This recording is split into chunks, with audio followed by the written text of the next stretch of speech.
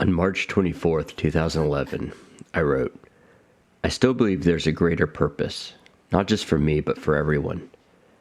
To not believe that would negate existence. If humans are to live on this earth and interact negatively with one another without growth, then that nihilism is a self-fulfilling prophecy.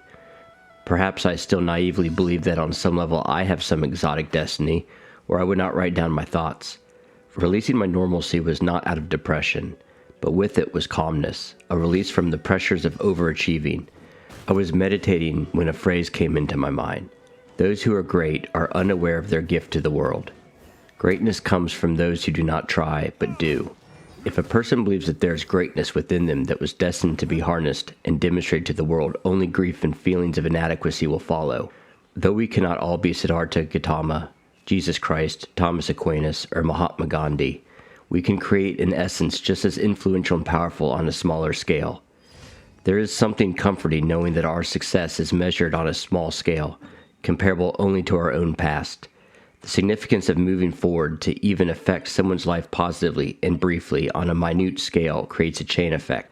That small but fruitful gift is when I understood that there is good and evil, but they are not balanced. Good is far more powerful and lasting.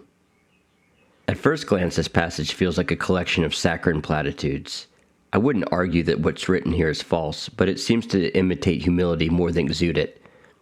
It supposes that a greater purpose is inherently good and the antithesis of nihilism.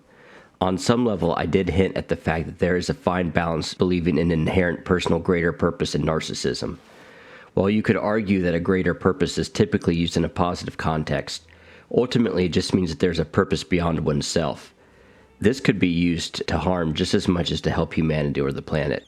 If humans are to live on this earth and interact negatively with one another without growth, then that nihilism is a self-fulfilling prophecy.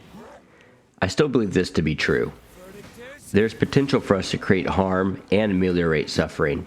If we do not make any effort to grow and enrich ourselves, we will in fact create a negative, harmful, and pessimistic world. If we continue to view our world pessimistically, we will inhibit our desire to improve. Greatness comes from those who do not try but do.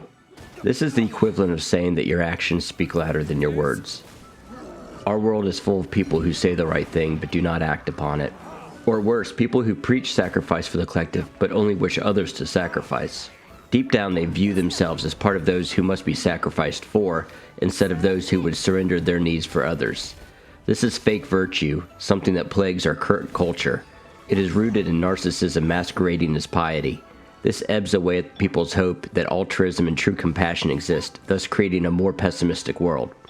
Though we cannot all be Siddhartha Gautama, Jesus Christ, Thomas Aquinas, or Mahatma Gandhi, we can create an essence just as influential and powerful on a smaller scale. Yes, to believe otherwise is ego, not moral humility.